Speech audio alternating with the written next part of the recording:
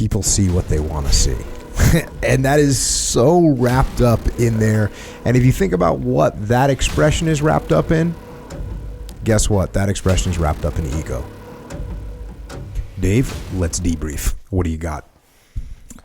Working with this company, and we've been them for a little while, but they have facing a little bit of a challenge. They've got a competitor right now that for the last several months has been prepping a release of a competitive product. Same idea, same space as them. And they had been building up in anticipation of this competition releasing this product. And their plan was they were going to go out, kind of canvas the country with a lot of face-to-face interaction with their potential clients and kind of explain to them the difference between those two and try to show that their product is still the superior product. There is no face-to-face conversations right now. So I'm talking to the head of the sales department who had built this strategy on doing this face-to-face, and because they cannot implement that strategy, he feels like they are setting themselves up for a retreat and that they are going to lose because this other company is positioned a little bit better and that they are concerned about how that's going to play out. Mm-hmm. And they actually should be concerned. Well, yeah, if you've got plan A, and it looks like plan A isn't going to work and you don't know what plan B is, you're going to face some issues. That's why we contingency plan. Yeah. The contingency planning, first of all, contingency planning is something you should do all the time. Plan A is always a good plan. That's fine, but you should always have some backups or at least consider. What a lot of people do, and I understand this too, we don't always think of these other really worst case scenarios. When they were doing their initial planning a year and a half ago, I mean, this is a long range release. This doesn't just happen overnight. Nobody was really thinking of this massive change, which is totally understandable. So some of the problems that come with this totally different world, all the companies are facing it. It's not like one company can go do face-to-face meetings and you can't. You're all kind of stuck in the same boat. The real issue here as we started to dissect it was, so we had this big wave come out in March, this COVID wave that shut all this travel down.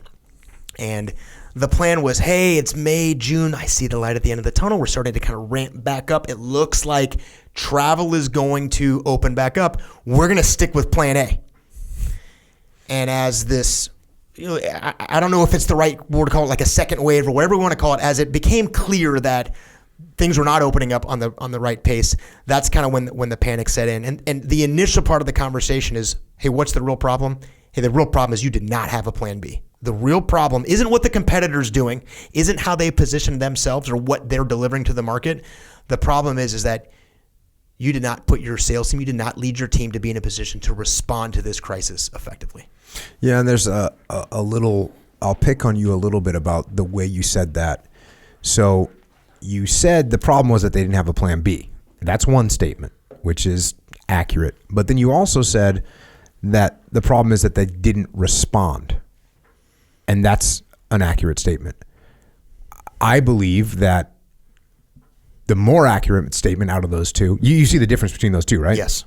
Like, hey, I didn't have a plan B, but guess what? When I got hit with a contingency that I didn't expect, it's okay because I'm going to respond to it. So for me, in this particular case, I'm thinking this is more along the lines of lack of response happening, because there's a funny thing that we used to make fun of guys in the SEAL teams that would start to plan contingencies, and they start to plan for every contingency, and we would say, hey, what happens if a UFO touched down and 3 of your people are scooped up by the UFO? Then what are you going to do? Right. So that, to me, this is that's what COVID is.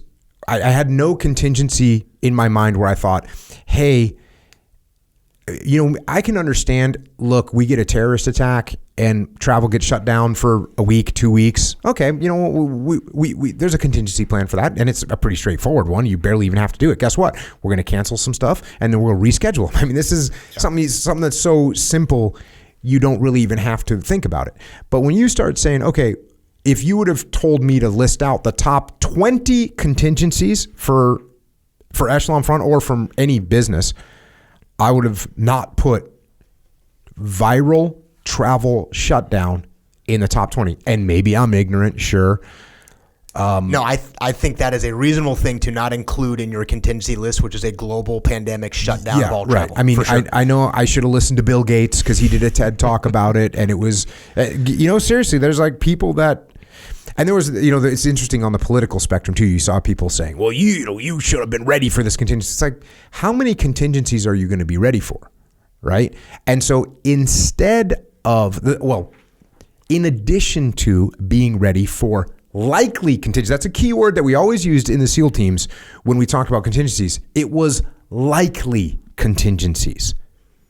You prepare for the top 3, 4 likely contingencies. Once you get beyond that, well, now what we have to do is we have to be able to respond quickly. We have to make decisions quickly. And this is one of the main lessons that I've been teaching through COVID is iterative decision making is, hey, I'm known for being very, very decisive. Why am I known for being very decisive? Because I make very quick decisions. But the way that I cheat in doing that is I make very quick, small decisions. When COVID hit and we had the muster happening in, what was it? Supposed to happen in May? Mm-hmm. Hey, COVID's here, no travel. Cancel muster. Well, am I going to immediately cancel muster? Well, I don't know how long COVID's going to last. It might be gone by then. So instead, it's not a massive decision immediately. Hey, Jamie, call the hotel. We're shutting down. No. Hey, Jamie, who, if you don't know, is our operations director at Echelon Front. Hey, Jamie, why don't you talk to the hotel and just see what kind of things we could do if we need to push this event back? How much flexibility do they have? So she starts going down the road. That's a pretty decisive. Hey, I made that decision in 5 seconds, right? Oh, Jocko is super decisive. Yeah, I'm super decisive because all I did was ask Jamie to call someone and talk to him about something. It's decisive, but here's the cool thing. It was action. It was action. We're taking positive action. So Jamie, who prior to that's going on the thinking to herself, oh gosh, what's going to happen to the muster? That's a big thought. What's going to happen to the muster? What's going to happen?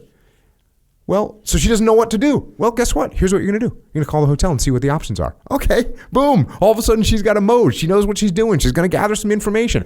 And when she gathers that information, guess what we're going to do? We're going to reassess it. We're going to make another small step. So being able to respond to bad situations or completely unpredictable situations or situations where the information isn't all that good, all those things, if you're able to do that well, are the marks of a good leader and a good team. When you aren't able to respond, well, that's obviously the marks of a bad leader and a bad team. So yeah, I think it's important to recognize that you're not going to be able to plan for every contingency. It's just not going to happen. And what you need to do is train and keep your mind open so that when things that you don't expect happen, you can adapt to the situation and you can respond appropriately. Yeah, that's a really good point. And one of the interesting things that played out as this several month process went through is their pre-COVID plan's a good plan. They were really well positioned. They had a solid team. They were in the game. You'd worked with them in the past. This is kind of their second iteration with us.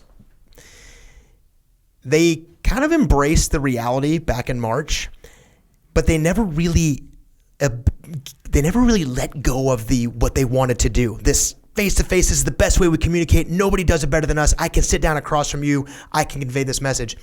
And it was a little unwillingness to just accept what was happening. And one of the things that it was, again, very early on in the COVID scenario as you're on EF Online, you said something, I think in the very first one, and we repeated it over and over again.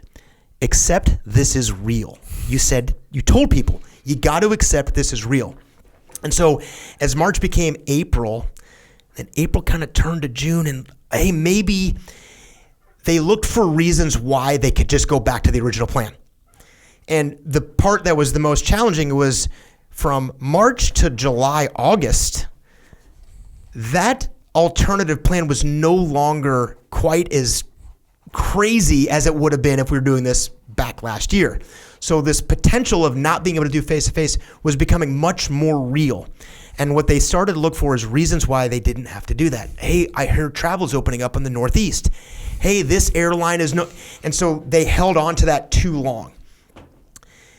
The outcome of that was, just like you said, the ability to maneuver. What prevented them from being able to respond was the unwillingness to just accept this is real and accept that is a much more likely alternative than if you were to say, like I said, 7 months ago, you got some magic crystal ball, here come the Martians. Of course, that's not a reasonable thing.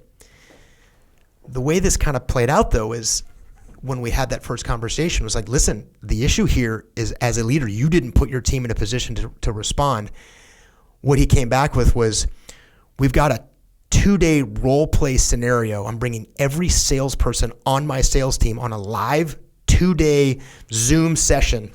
Can you support with us and role play? Because we have to be ready for the virtual interaction. And that idea actually came from a couple of subordinates, a couple of his junior sales reps who had accepted the fact that this is not going to play out the way you think, boss. I think this is going to be a problem for us. We're not going to get to do face-to-face.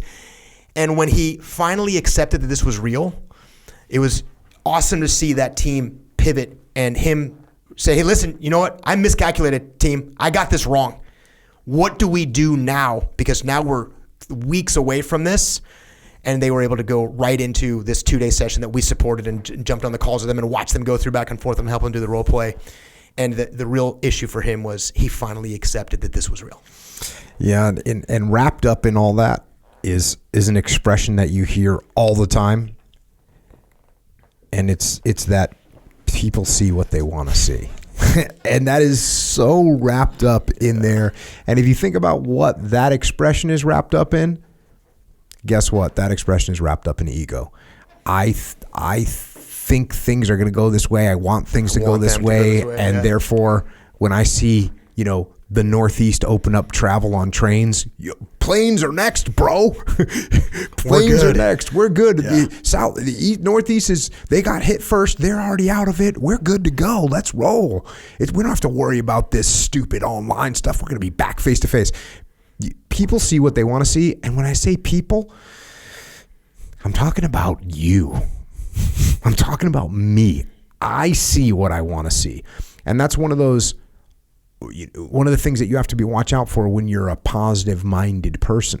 Hey, this is going to go good. And this is where I actually, I'm Mr. Positive, see the good, right? All the time. But there's things that I feel deeply. One of them is the crunch of time. I really feel the crunch of time because I recognized it a long time ago as the one factor that there's absolutely no mercy. It has no mercy. You let that hour go, you let those 2 months go by, they are not going to have mercy on you. And if you think about that, if you constantly pay attention to time, because people just lose track of it. People just lose track of it. They think that they can crunch it. They think you can make it back. They think you can turn it around. You can't. And for me, time is always like a primary driver of letting me see what reality is. Because if you're not dealing with reality, if you're not accepting what is going to happen or what could happen, and by the way, what do I give up if I think something is going to happen or I think something else is going to happen? What do I sacrifice by saying, okay, look like I got some contingencies to plan for. Looks like I need to set up, a security element over here in case we get attacked from over there. That seems like a good move. What does it cost me? Nothing. It doesn't cost me anything. So you can make maneuvers to prepare for things that are coming. Whether you're right or wrong, it doesn't matter. You didn't sacrifice very much to make this adjustment. So when you get shut down and you think it's going to be for a month and then you'll be able to go back to face, cool. So what are you going to do for the next month? We're going to hibernate. We're going to sit around, right? What do you gain from that? Nothing. What do you gain by saying, hey, look, just in case I'm wrong, and just in case the reality is we're not going to be able to travel for another 6 months, let's start coming up with a plan on how we're going to execute this thing. And by the way, let's start executing it. Let's give it a shot. And if you do that, what do you sacrifice? You don't sacrifice anything, and you actually move yourself and your team forward, which is what we're trying to do. All right. Next one. What do you got? Leadership. When I talk to companies about culture, I say, where does culture come from? People say the leadership. I say, who are the leaders? Everybody.